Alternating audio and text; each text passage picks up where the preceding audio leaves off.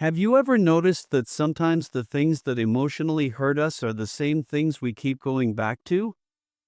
Like rewatching a sad movie even though you already know it's going to ruin your whole mood for the next 24 hours. Or checking an old text thread with someone who isn't even in your life anymore. Or playing a song that hits way too hard, even when life is going perfectly fine. Yeah, it's weird. But it's also very human. Today, we're talking about something most people don't realize they're stuck in: the trap of emotional comfort. Now, before we go any further, let's be honest, humans are complicated. We say things like, "I only want peace, positive energy, and emotional stability." But the second we get bored, we go looking for chaos like it's a sale at our favorite store. It's funny, but also kinda sad. And the wild thing? Our brain isn't necessarily choosing what's healthy, it's choosing what feels familiar.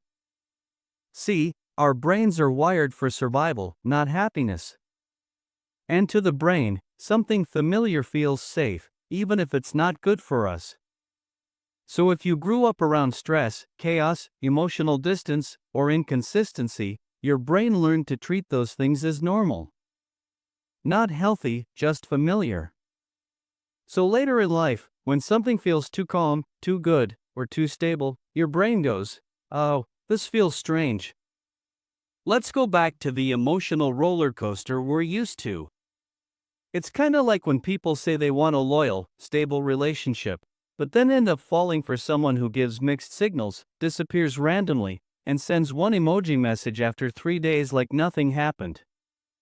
Or when someone is genuinely kind to you and your brain goes, "Why are you being nice?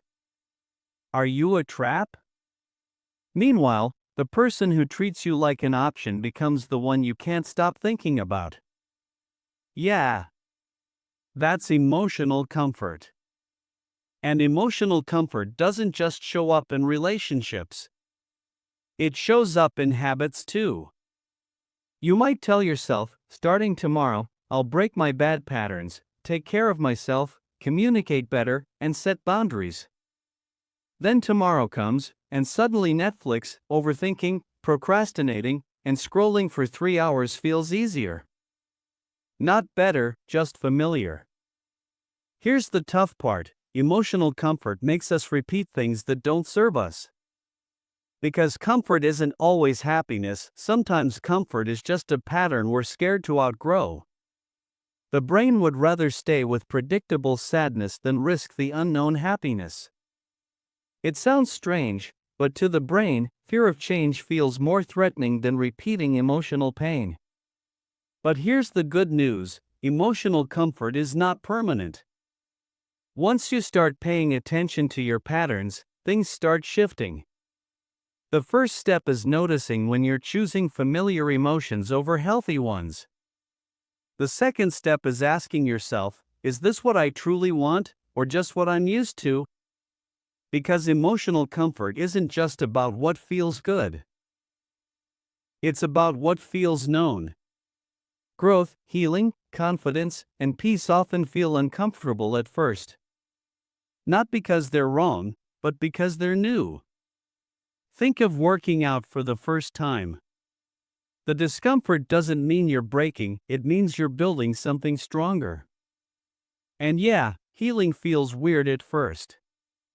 Setting boundaries feels weird. Choosing peace feels weird. Loving yourself feels weird. Being treated with respect feels weird. But eventually, the new things become your normal, and the old emotional habits start losing their power. So if you catch yourself going back to emotional patterns you know aren't helping you, pause, breathe, and remind yourself, you're not broken. You're just familiar with the old version of you. And now, you're learning something new. The trap of emotional comfort isn't a life sentence. It's just a story you've been repeating. And at any moment, you can decide to write a better one where peace feels normal, where love feels safe, and where healthy connections don't feel strange, but feel like home.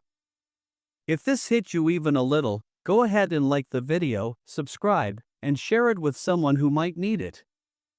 And remember, the life you deserve might feel uncomfortable at first, but that discomfort is just the feeling of an old chapter ending and a new one beginning.